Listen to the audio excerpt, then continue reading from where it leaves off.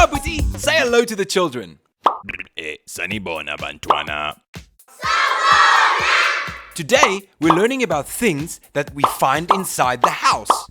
Yeah! First of all, the word for bed in isiZulu is umbede.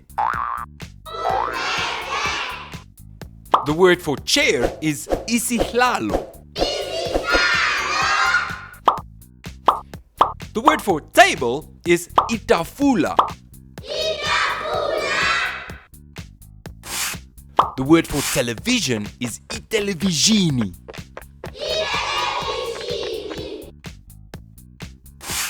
The word for door in isiZulu is isiqaba.